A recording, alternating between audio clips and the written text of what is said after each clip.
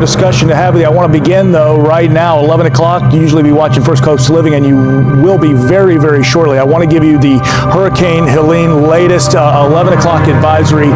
It was still a Category 2 storm. It strengthened a bit. 105-mile-an-hour winds right now, still forecast to be a major hurricane making landfall this evening along the Big Bend as that Category 3 hurricane. A devastating condition there all along the Big Bend, Appalachia Bay, and moving up and very near Tallahassee as well. But let's go. I want to show you kind of the big picture here, and something that has changed. If you are a weather watcher, if you've been very carefully tracking this system, you would have noticed a little bit of a shift with the forecast, the middle of the forecast track, the centerline track, as well as the forecast cone. Just a bit of actually tightening and more of a consensus within the forecast cone.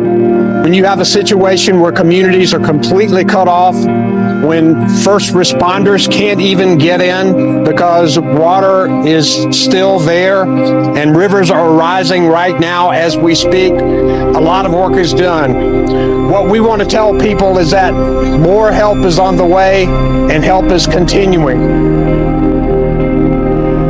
Those, say, on the east side of this system. So as it does trek just a little bit east, it puts some of those folks in the west a little bit more in a relaxed phase, though the weather is going to be absolutely horrendous along the Panhandle. But you think about communities along the Big Bend, like Steinhatchee, up and through the Sewanee River, the mouth of the Sewanee River.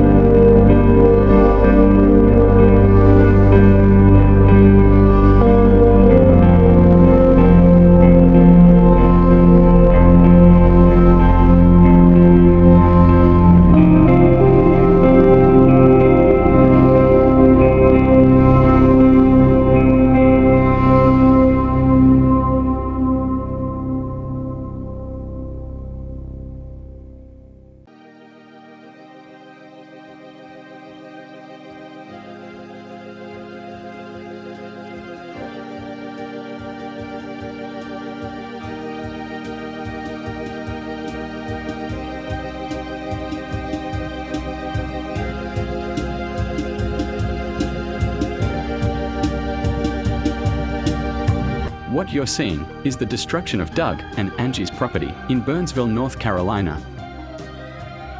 The storm was getting bad, so Angie decided it would be best to move her vehicle just in case. But the second she stepped on her back porch, she heard and saw a rock slide coming down the mountain right for her and her house.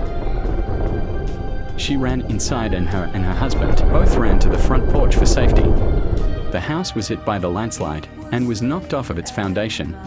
The entire basement was full of rubble, and the piping was also messed up. The house stayed in that state for 3 whole months, until help arrived.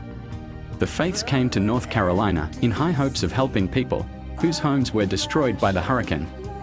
And they did what they planned on doing.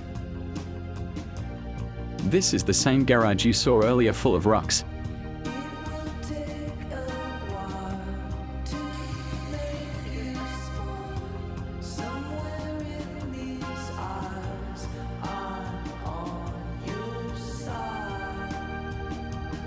This is a 92-year-old war veteran who was affected by the hurricane.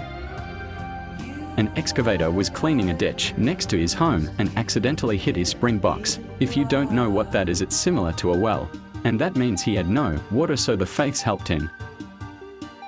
It was a dire situation to get that man water.